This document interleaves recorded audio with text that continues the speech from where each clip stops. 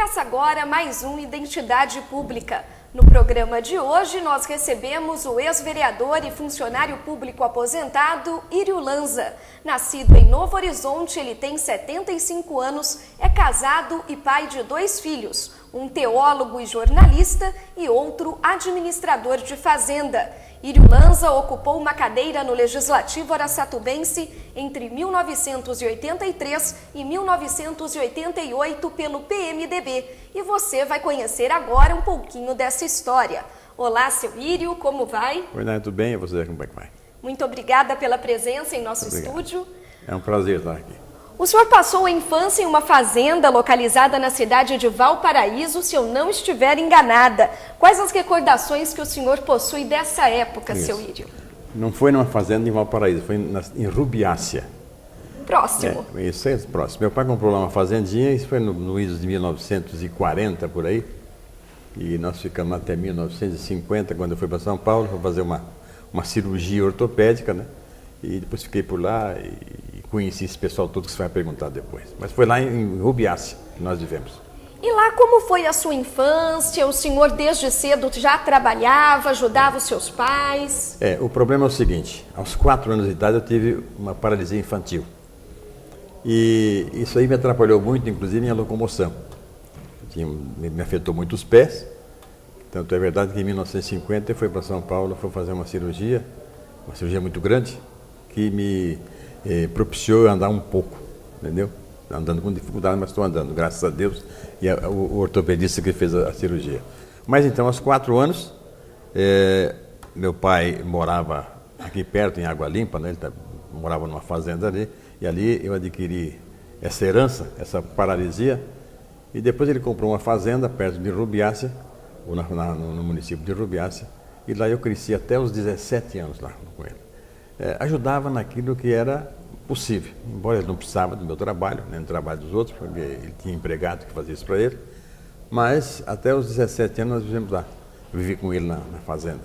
E aos 17 fui para São Paulo, quando eu passei por uma cirurgia ortopédica, como já acabei de falar, me propiciou andar um pouco.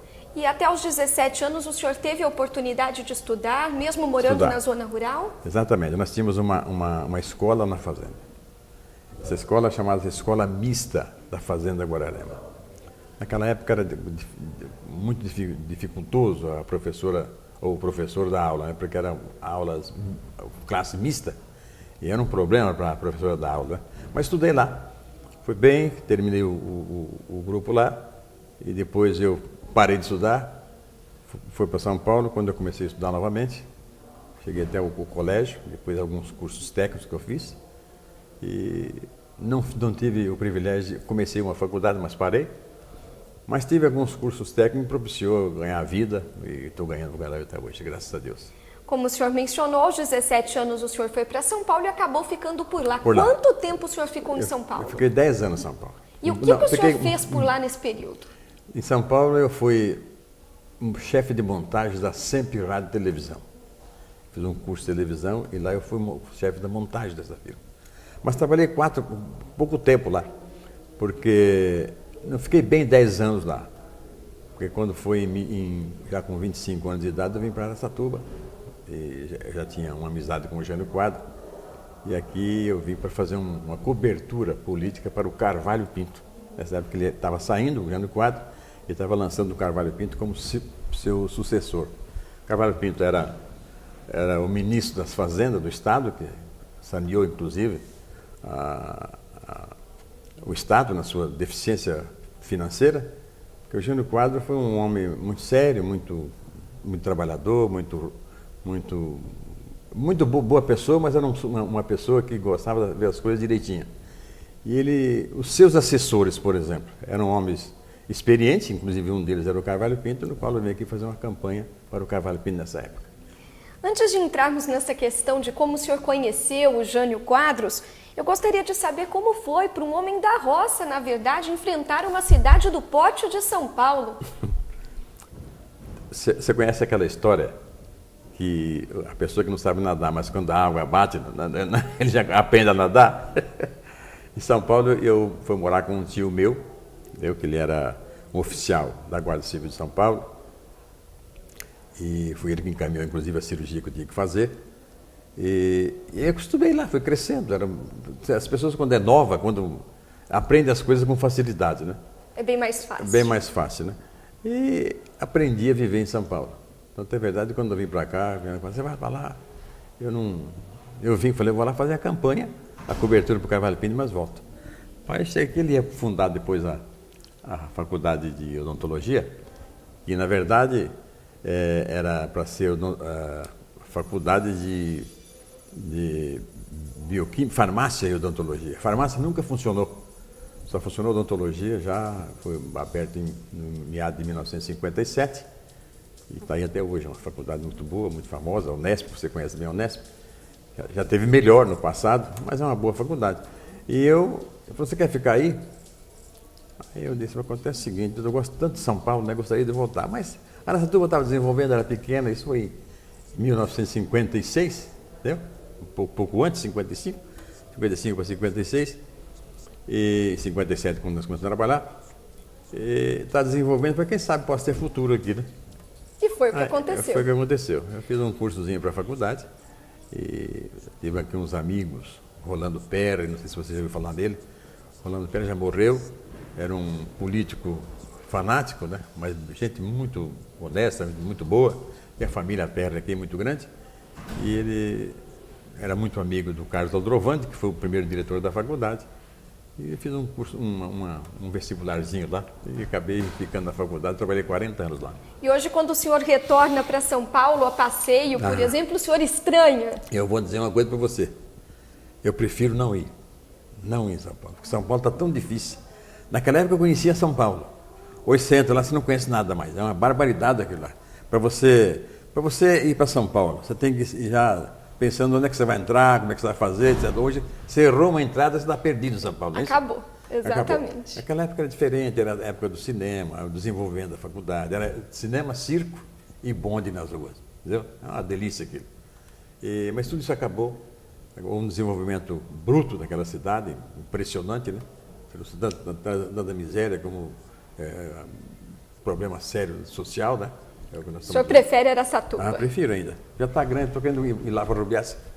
E o Jânio Quadros o senhor conheceu, foi na capital. Naquela época, quando o senhor o conheceu, ele já era político, seu Írio? Quando eu conheci o Jânio Quadros, ele era governador do estado. Não, eu conheci ele como deputado.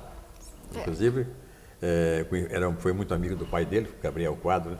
Depois morreu até de uma maneira esquisita. E o Jânio Quadros se tornou meu amigo. E ele disse, eu vou precisar de você. Eu falei, eu estou aqui para trabalhar, né? A hora que você precisar, você me chama. E tivemos uma amizade muito intensa, como se fosse amigo, já velho. E ele falou, você vai trabalhar comigo? Eu falei, tá bom, vamos trabalhar. Ele estava saindo como deputado, entrou para o governo do Estado. No final da gestão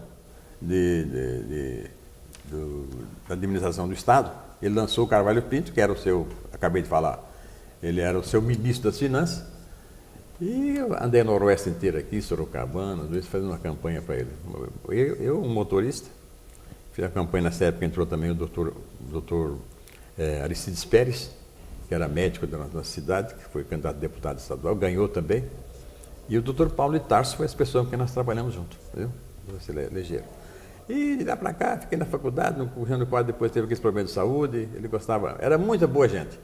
Aquela história que você vê do Jânio Quadros, falando que ele era um populista, que vivia em cima de um caminhão, comendo sanduíche, aquilo é verdade, ele não fazia aquilo porque queria mostrar para ninguém, não. Era o jeito dele. Era o jeito dele. Uma ocasião nós estávamos na Praça José Roberto, o palanque dele era um caminhão velho, na Praça José Roberto de São Paulo, fazendo um comício ali, enquanto algumas pessoas abriam o comício. Ele está sentado no corrimão do caminhão, me chamou e falou, vai buscar um sanduíche para mim, né? Eu falei, mas você está com fome? Já vai buscar. Mas o que você quer? Mortadela, não. Desci do caminhão, foi no bar, foi um sanduíche de mortadela, trazia, ele comeu, para depois falar para o povo. Ele era desse jeito.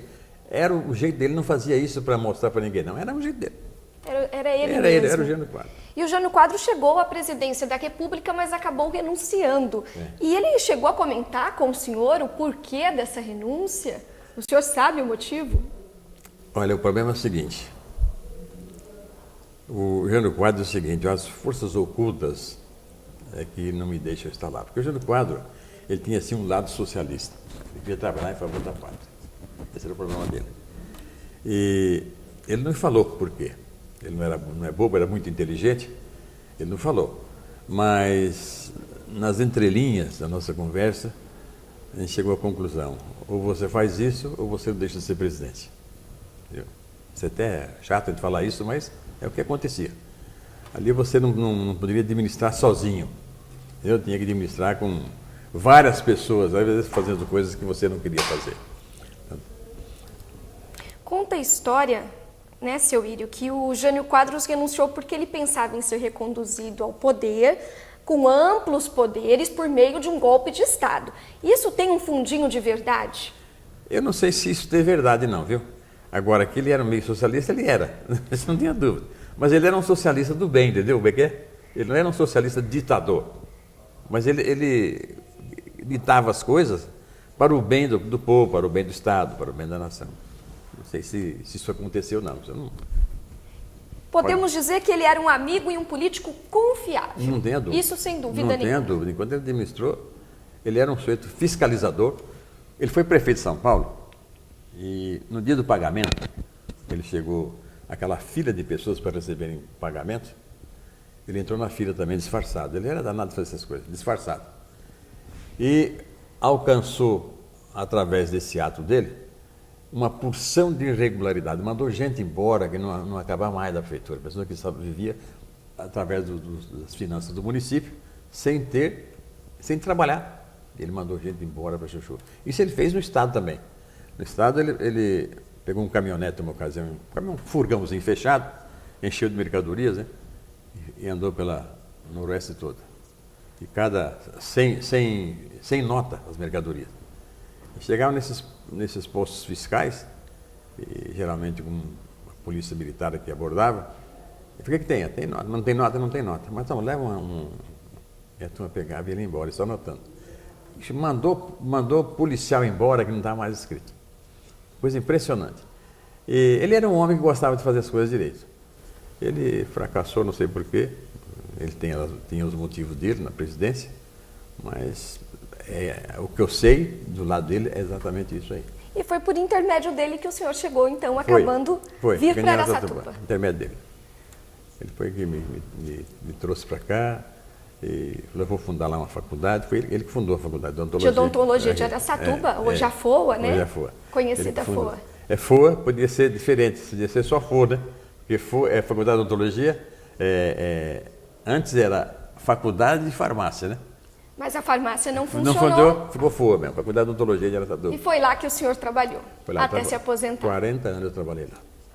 Nós vamos interromper essa entrevista para um breve intervalo comercial. Voltamos em instantes, não saia daí.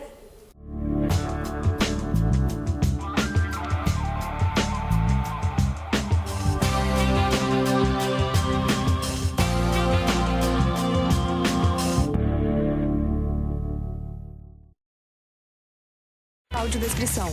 Eu não sou diferente de ninguém. Quase todo mundo faz assim. Eu me viro bem melhor quando tá mais pra bom que pra ruim. Não quero causar impacto, Nem tampouco sensação. O que eu digo é muito exato. É o que cabe na canção. Eu não sei viver triste sozinho. É a minha condição. Iguais na diferença. Campanha pela inclusão das pessoas com deficiência. Filho, esse é o mundo aqui fora. Bonito, colorido, cheio de vida. Eu não sei exatamente quando você vai chegar, mas eu sei que tudo vai acontecer naturalmente. E eu estarei contigo e farei o melhor com toda a segurança. Eu tô pronta para sua chegada. Toda mulher está. É natural. Assim como é natural o amor que eu já sinto por você. Parto normal. Deixe a vida acontecer naturalmente. Ministério da Saúde. Brasil, um país de todos.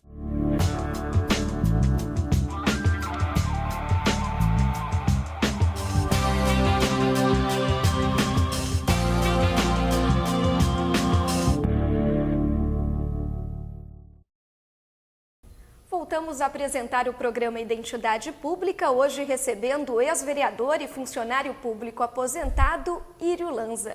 Bem, seu Írio, já em Araçatuba, o senhor foi técnico de laboratório na FOA, Faculdade de Odontologia de Araçatuba, e também analista clínico em um laboratório de análises clínicas da cidade. Como foi para o senhor desempenhar essas funções, já que em São Paulo o senhor era montador de aparelhos de TVs, né? Uma função totalmente diferente. Isso é verdade. Acontece o seguinte, a gente conheci muitos médicos, né? Na odontologia, quando eu ingressei na faculdade. Conheci muitas pessoas, inclusive um professor de microbiologia oral, um dos melhores que Araçatuba já teve, que é o Dr. Percy Sampaio Camargo, comunista roxo, né? Mas era uma boa pessoa, como pessoa. E ele falou, vamos no meu laboratório. Eu fui para o laboratório de microbiologia e imunologia, que eu já tinha afinidade com essa matéria. Aí eu fiz algum curso para aperfeiçoamento de microbiologia no Butantan, com o Dr. Otto Bier, que infelizmente já morreu, e depois fiz um de parasitologia com o Dr. Furlaneto, que também já morreu. Dois grandes homens que... não, esse foi de imunologia, o Dr. Furlaneto. O curso de parasitologia foi feito com uma outra pessoa. Mas eu fiz esses 3 cursos: microbiologia, imunologia e bacteriologia. Foi o que propiciou a carreira aqui em Araçatuba. Exatamente. E falando um pouquinho da vida pessoal, foi aqui que o senhor se casou. Quando e como o senhor conheceu a sua esposa? Eu conheci minha esposa em 1960. Eu conheci ela da seguinte maneira. Eu fui visitar uma igreja e eu tinha alguns interesses em conversar com algumas pessoas, porque meu interesse era política, né, mais adiante. E acabei conhecendo ela lá, como membro dessa igreja. E começamos a namorar. E nós namoramos 6 anos. Foi em 1959 eu conheci ela, não bem 60, 59.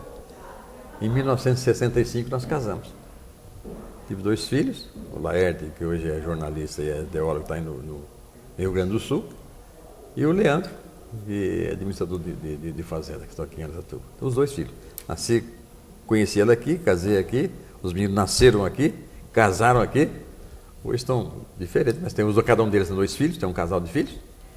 O Laerte tem uma filha já que está fazendo enfermagem em São Paulo, já, faculdade de enfermagem. Um outro que está fazendo colégio no Rio Grande do Sul. E o Leandro, que tem 2 filhos. Que é o Guilherme, que vai fazer o tiro de guerra agora, terminando o colégio agora. E a Isabela, que está no 1º ano colegial. Tudo aqui em Araçatuba. Seu Írio, desde muito cedo o senhor foi envolvido com a política já, né? E como o senhor ingressou na política araçatubense especificamente? Eu entrei na política por intermédio do Rolando Perry. Rolando Perry é um político fanático, como já falei para você, uma pessoa extraordinária, tem uma família muito grande aqui em Araçatuba, uma família muito boa. Até que tem dois parentes, que é o César, que foi chefe do departamento de cirurgia da faculdade, e o Paulo Pera, que também ainda está, acho que não aposentou ainda, também está no departamento de cirurgia. Então é uma família muito grande, a família Pera. E por intermédio dele, eu fiz uma campanha para ele também aqui, e por intermédio dele eu entrei na política. E o senhor acabou se elegendo vereador, então, pelo PMDB em 82. Para exercer um mandato de 5 anos. Como era fazer política naquela época? Era diferente de hoje? Olha, as dificuldades eram maiores. Primeiro que você não tinha um salário compatível. E nós andávamos muito na cidade, andávamos bastante. Nós éramos numa Câmara aqui muito simples, muito humilde. Mas fizemos o que podia ser feito dentro das nossas considerações, como político, neopolítico, né? Fizemos um trabalho até bom. Se bem que nós tivemos aqui algumas pessoas mais experientes, naquela época tinha o Valdir Nassimbene, o Hélio Pereira também, o Nelson Reis Alves, que era conhecido na política, mas o resto era quase tudo novo, tudo neopolítico na Câmara, né? Mas fizemos um trabalho aqui dentro das nossas possibilidades. A gente não conhecia muito bem os trâmites da Câmara, né? Mas desenvolvemos aqui 6 anos de mandato, porque nós terminamos 4 anos, depois houve uma prorrogação de mais 2 anos, para que as eleições se coincidissem, entendeu? De uma maneira geral. Isso, não sei se é jogado, o que é, mas o fato é que nós fomos beneficiados com mais 4 anos aqui dentro. Eu nunca me locupletei com uma palavra política, principalmente financeiramente. Eu tinha um carrinho velho, um tal DTL da Volkswagen azul, até eu dei ele agora para uma família que está precisando dela de presente.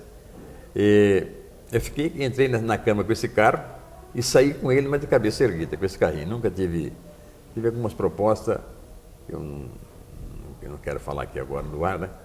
E você sabe que existe muita falcatrua em política, existe.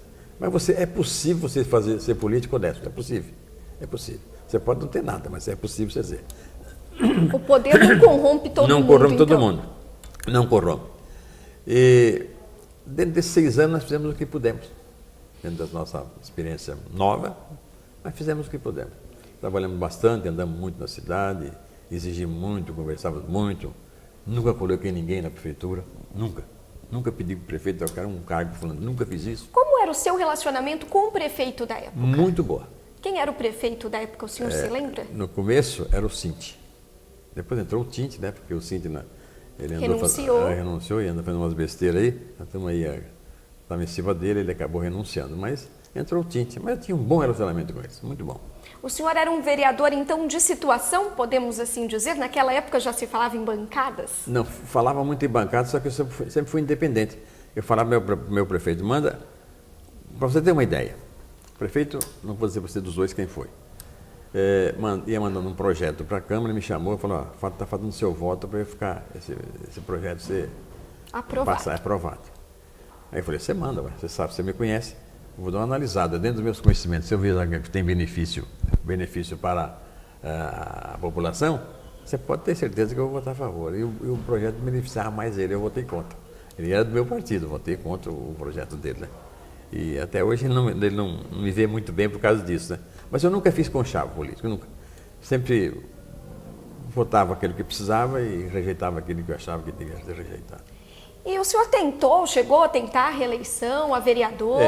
Eu não queria, mas aí nós tivemos uma outra eleição e quem foi o candidato? Quem foi o candidato? O Genilson Senche? Caramba. Junto com o Genilson Senche? Foi antes. O José Não. Bom, foi um candidato a prefeito na segunda reeleição, né? Tentando reeleição. Aí eu disse, eu não vou querer mais isso. Não, mas tenta, você já está lá dentro, vem nos ajudar, etc. Eu tentei. E ficou pouco, fiquei na suplência. Aí eu falei, não vou mexer mais com isso não, porque eu tinha meu trabalho, não tinha tempo de estar fazendo mais nada, estava criando os filhos, a minha visão agora era outra, né? Já tinha passado por aquilo que eu queria, conheci um pouco da Câmara, conheci um pouco da política. Já cumpri a minha missão. Cumpri a minha missão.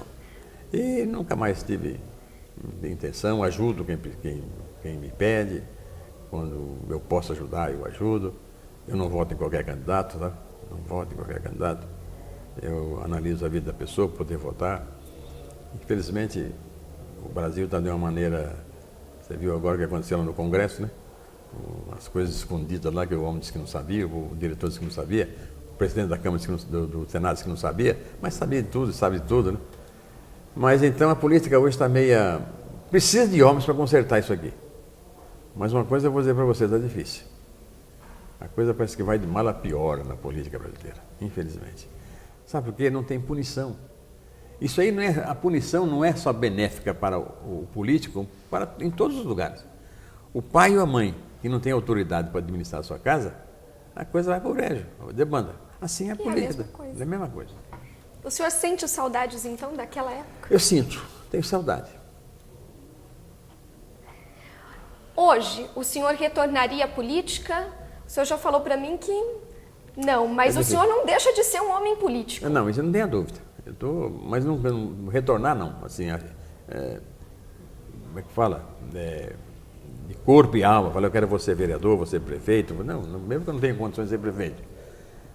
Mas eu não quero. Eu estou disposto a ajudar quem precisa. Se a minha ajuda for benéfica, estou à disposição. Mas não quero mais cargo político. Eu estou com 75 anos também, né? Está na hora de viver meus dias junto da minha esposa, meus filhos, meus netos. Parar com isso. Já estou ganhando o suficiente para viver. Está bom demais. Quando o senhor se aposentou, seu Írio? Eu aposentei na FOA, Eu tenho 2 aposentadorias. Eu aposentei na FUA em 1997. E aposentei pelo INPS, uma segunda aposentadoria. Eu pagava também, né? Eu trabalhei na Santa Casa há 14 anos. Também paralelo, mas trabalhei.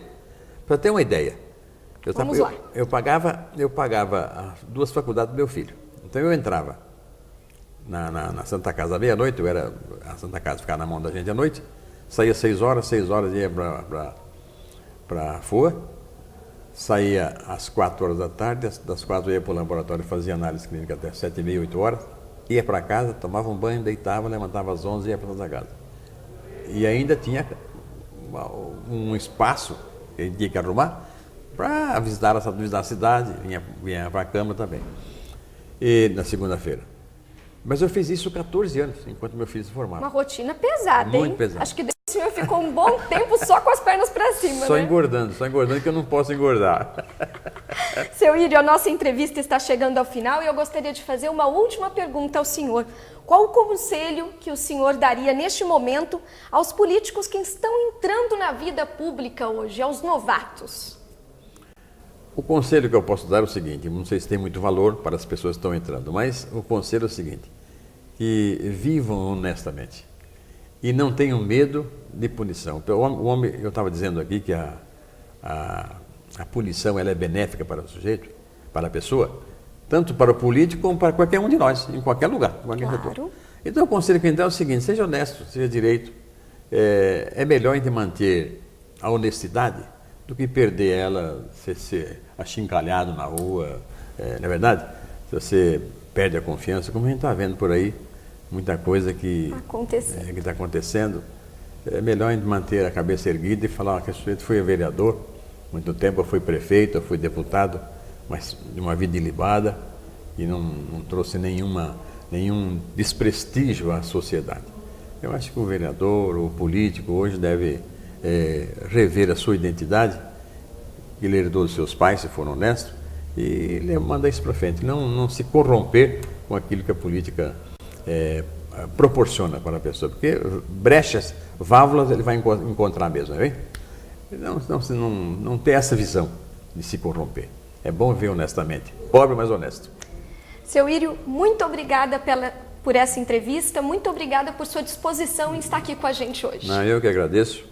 Eu nunca fiz uma entrevista dessa, né? Nunca fiz uma entrevista nessas condições. E, é claro, cheio de erros, não tenha dúvida nenhuma, mas eu agradeço muito vocês terem lembrado da gente e chamado a gente para isso. Muito obrigado. Eu que agradeço. Nós é quem agradecemos e obrigada a você de casa pela audiência. Até o nosso próximo encontro.